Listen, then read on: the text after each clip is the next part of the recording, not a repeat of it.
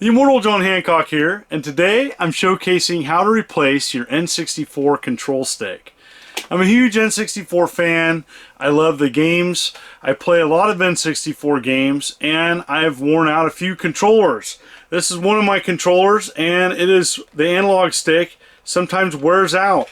And so there's a lot of replacement analog sticks out there. This is one by Old School Games, and it's the Sharpshooter N64 stick.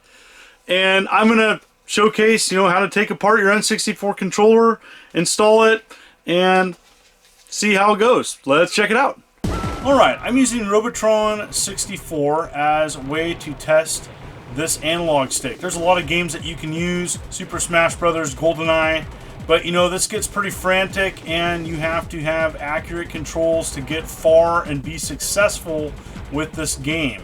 And so I'm using the analog stick. It's working okay.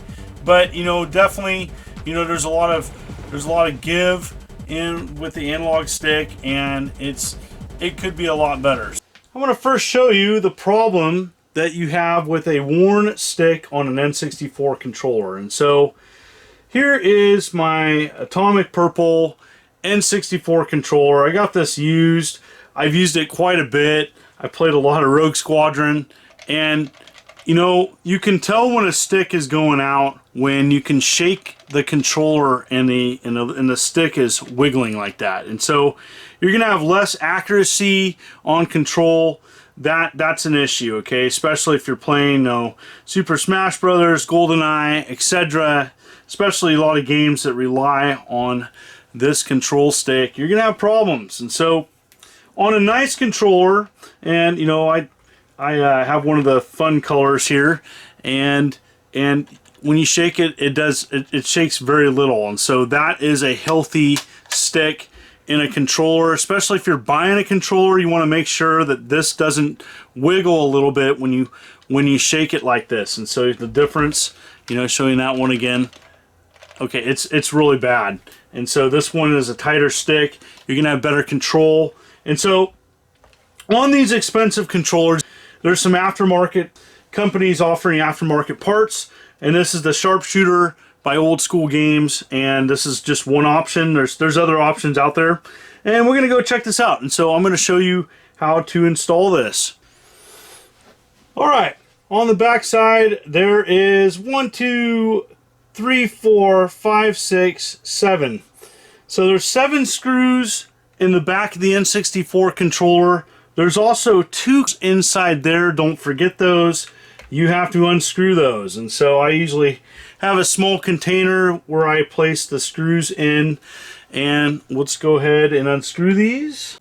Make sure to do this underneath the towel so if your screw comes out, it's easy to locate. I hate missing screws. Next up, you have to take this screw, and this screw out. Do not take this tiny black screw out, and that's the next step. Next thing is you have to detach this from the actual PCB, and this thing's kind of hard. You can do it with your fingernail if you have fingernails. If not, a small Phillips. Just be careful and detach it like so, and there you have it. It has been detached, and you are going to use these screws again. So you want to keep those screws and keep those for your replacement. Now, it's important to note that these can be fixed. It's a big pain, and so if you have a lot of time on your hands, there is videos out there that show how to fix these original N64 analog sticks. And so this is just a more convenient way that I'm showing, and it costs, but there is a way to fixing these, and I've seen it before, and so I haven't tested it myself, but you can. So don't throw these out. All right, the one on the left is the replacement Old School, and it has a 4-1 in the bottom left hand corner, and this is the original, and it has a 4, and so the plastic is a little bit off color as well. So the one on the left is the replacement. The one on the right is the original. So it is important to ask if something's been replaced. You know, I personally think a replacement's fine. Some people don't like that. Some people like all original parts. So, all right, you got to insert this pad back into this spot and make sure it all lies flat. You want to make sure this small pad here fits. Takes a little bit to do, but yep. You also want to clean it up if it's dirty or dusty. You want to clean up anything in your controller while you have it. And so you have that. Now, in putting this cable, this wire back in, you want to make sure that the white cable is on the left-hand side. And it only goes one way. So there you go. Make sure it's installed. You want to make sure that that white cable is on the left-hand side when you install it back into the controller. You want to make sure the shoulder buttons are placed properly back into the proper setting. The left and right buttons only go one way, and so before you snap your case on, you also want to make sure to clean up around you know, the edges here if you wish. You know, there's a lot of gunk and stuff, and so that's something to do. These controllers can get pretty gross, especially on the outside cases. So what you can do is you can take this and a Q-tip and you can clean your N64 controller on the outside. It gets pretty gross, especially like outside. You can get like it just gets nasty, and so I recommend doing this. I mean, you know, if you're using your N64 controller or any controller for that matter, you know, take care of it.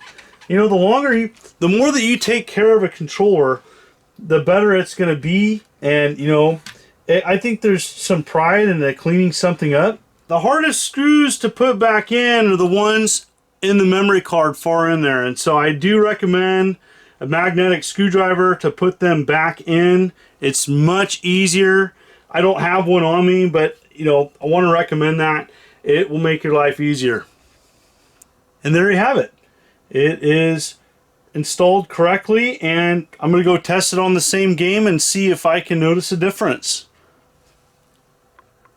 Oh yeah, this is controlling a lot better, a lot more tighter control. And you know, for a lot of people may have not even thought about replacing the analog stick, but N64 controllers are getting harder to find, you know, and this is something to consider when you are hunting for an N64 controller. You might be able to get a discount on, you know, like a rare color controller, and so these are the types of things that can save a controller and give it like a second life. And so yes, I think it is worth investing in some of these, especially if you're playing your N64 quite a bit. Yeah, this is fun. I'm just now enjoying this game. So there you have it.